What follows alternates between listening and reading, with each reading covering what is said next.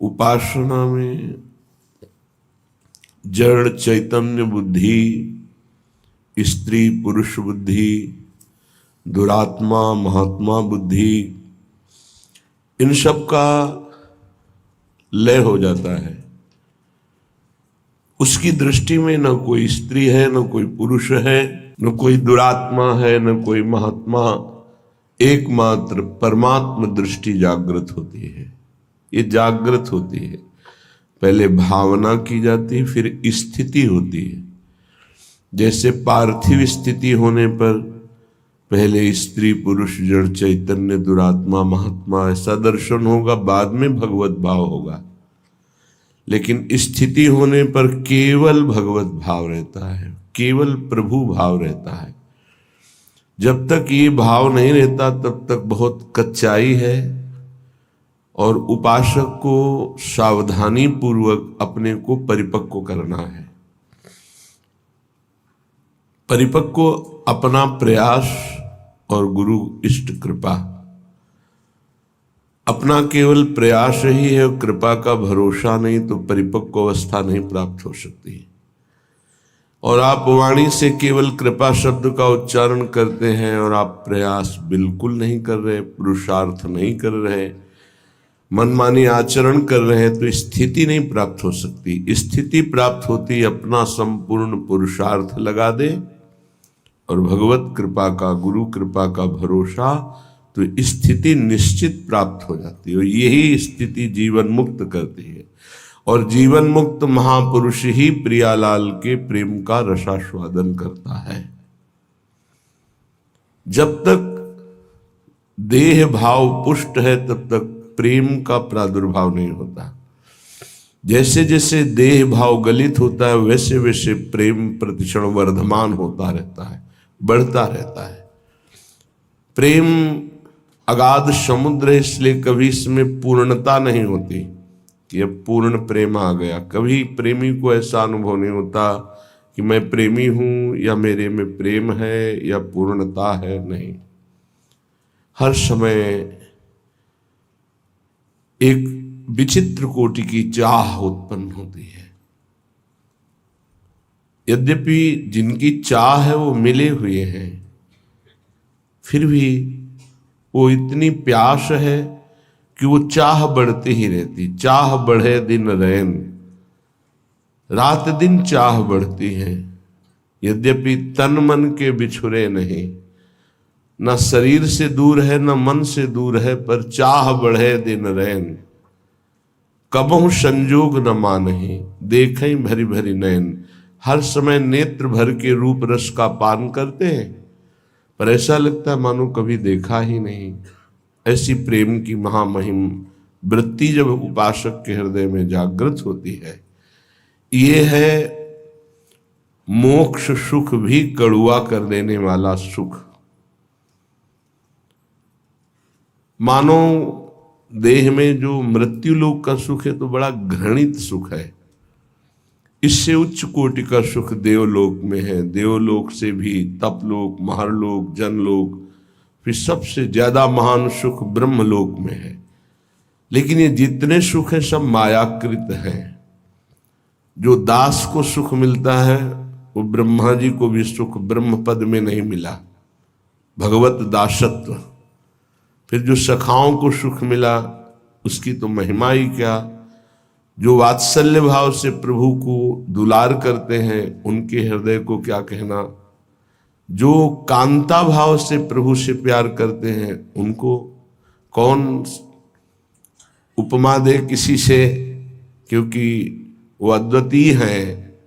जो कांत श्री कृष्ण को मानकर आठों पहर उनमें चित्त को श्रृंगार भाव से जोड़ते हैं। और ये तो महामाधुर्य रस वृंदावन नित्य विहार, यहां जब चित्त स्पर्श करता है तो मोक्ष कड़ुआ लगने लगता है।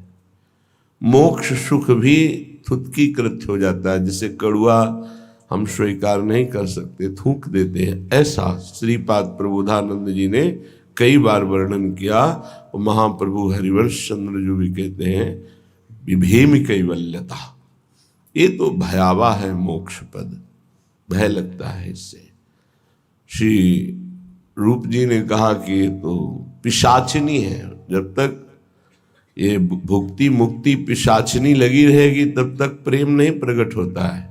भोगों को भोगने की इच्छा रूपी पिशाचिनी या मुक्त हो जाने की पिशाचिनी। ऐसा महापुरुषों ने जब प्रिया प्रीतम के प्रेम रंग रस का रसास्वादन किया तो मोक्ष मुक्ति पिशाचिनी लगने लगी, भयावह लगने लगी, कड़वी लगने लगी, थुतकी कृत्य हो गई। फिर और कौन सा सुख बचा? सर्वश्रेष्ठ महासुख आत्म सुख जीवन मुक्त महापुरुषों को प्राप्त होता है। लेकिन प्रेम सुख के आगे ये सब सुख फीके हो जाते हैं। इन्हीं बिलोकत अति अनुरागा, बरबस ब्रह्म सुख ही मन त्यागा। ब्रह्म सुख का भी त्याग करके मन प्रभु की रूप रसासों का रूप का आनंद प्राप्त करने के लिए विकल हो गया। जनक जी महाराज का और ज्ञानियों की और ब्रह्मबोध संपन्न महापुरुषों की तो अलग वृत्ति रही। ये तो बड़े बड़े ज्ञानियों की गुरु है। इसलिए श्रीपाद कह रहे कि तिक्ति भूता विमुक्तिर विषम निरय वदभाति सर्वेन्द्रियार्थाः सर्वे भोगा भवन्ति प्रबल गरल वन्युद्भट ज्वालकल्पाः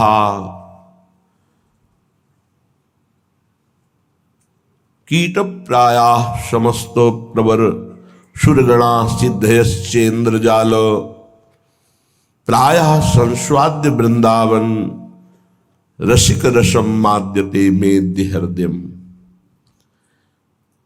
जब आपको प्रियालाल का थोड़ा भी प्रेम प्राप्त होगा तो तिक्ति भूता विमुक्तिर, ये जो जीवन मुक्ति अवस्था है, मोक्ष पदवी है, बोले तिक्ति भूता है, कड़वी लगने लगेगी। नहीं चाहिए मोक्ष सुख, पर ये बहुत ऊंची बात है। अभी तो मृत्यु लोक के भोग ही आपको परास्त कर देंगे। मोक्ष सुख तो जो ब्रह्मलोक तक के भोगों का त्यागी होता है उसको प्राप्त होता है। ये प्रेमी जन मोक्ष के आगे भी जो महारस है उसमें स्थित है। मर्त भोग तुम्हें आकर्षित करके भ्रष्ट कर देते हैं तो मोक्ष सुख तो बहुत दूरी की बात है। हमारी स्थिति नहीं है, पर हमारे गुरुजन जो आगे चल रहे हैं उनकी स्थिति है और उसी मार्ग में हम चल रहे हैं, तो हम स्थिति ना होते हुए भी उसी मार्ग का अनुसरण करेंगे जिसमें हमारे गुरुजन गए हैं, महापुरुष जन गए हैं। महाजनों गतेन स पंथा, जिसमें महापुरुष जन गए उस पंक्ति में हम खड़े हैं। स्थिति हमारी नहीं है, पर हमको वही आचरण करने हैं, वैसा ही भाव रखना है जैसा हमारे आगे विराजमान गुरुजन जो पंक्ति में हैं, जो प्रियालाल को दुलार करने वाले हैं, जो प्रियालाल के समीप पहुंच चुके हैं, जिनके आसपास आठों पहर महासुख घेरे रहता है, तो हम उसी मार्ग से चल रहे हैं। इसलिए जैसे कोई कहे कि हमारी स्थिति तो नहीं, पर हम उसी पंक्ति में तो खड़े हैं ना, तो हमको वैसा ही व्यवहार करना है। इतना बड़ा त्याग किसी और की सामर्थ्य नहीं, सिर्फ प्रेम की सामर्थ्य है जो मोक्ष सुख का भी त्यागी बना दे, और ऐसा त्यागी कि पुनः उसकी इच्छा ही कभी न हो। तिक्ति भूत्वा विमुक्तिर, मोक्ष पदवी कड़वी लगने लगती है।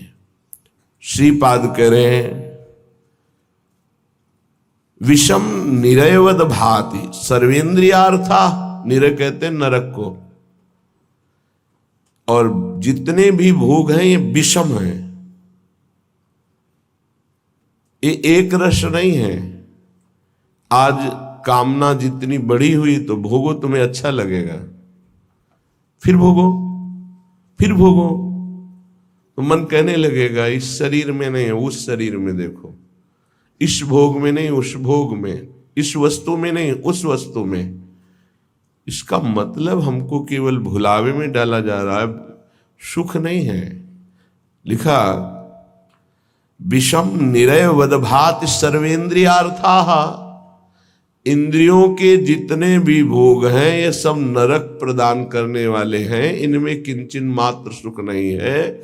श्री कृष्णचंद्र जी ने गीता जी में कहा दुख योनयः, अर्थात केवल ये दुख प्रकट करते हैं। पक्की बात है, सच्ची बात है।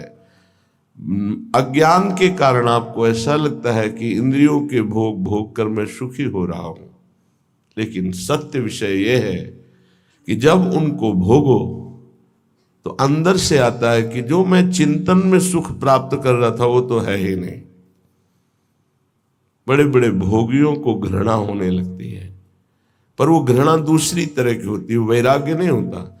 उस शरीर से नहीं, दूसरे शरीर में, उस शरीर से नहीं, तीसरे शरीर में, ऐसे वो भटकता है।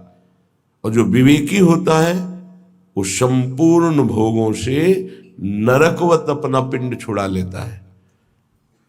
इन भोगों के भोगने में तुम्हारा चिंतन प्रधान है और कुछ नहीं। ध्यायतो विषयान पुंसास संगस तेषुपजायते। यदि तुम विषय चिंतन न करो तो किसी विषय में सुख नहीं है। तुम्हारा जब एकांत में चिंतन बनता है तब वो तुम्हें चिंतन के कारण सुखानुभूति होती है, ना कि उस विषय में सुख है। जैसे एक कुत्ता सूखी हड्डी लेकर एकांत में भागता है कि मेरे सुख को कोई छीन न ले, और जब चबाता है तो उसी की गलफरों से रक्त स्राव होकर हड्डी में दिखाई देता है। उसको लगता है इसमें रस है, इसमें पावर है, कुछ नहीं। ऐसे ही अज्ञानी पुरुष के द्वारा समस्त भोगों के भोगने का जो चिंतन है वही चिंतन उसे सुखानुभूति कराता है, न कि भोगों में। नहीं तो भगवान की आज्ञा मानो, अनन्यस चिंतयन्तो माम, केवल भगवत चिंतन हो, फिर हमको परिणाम बताओ कौन सा भोग तुम्हें सुख प्रदान करता है। घृणा हो जाएगी। ये भगवत प्राप्त महात्मा कह रहे हैं, इनके वचनों को मानना चाहिए, अनुभव में नहीं उतरना चाहिए। ऐसा दलदल है भोगों का कि आज तक कोई अनुभव करके नहीं निकला है।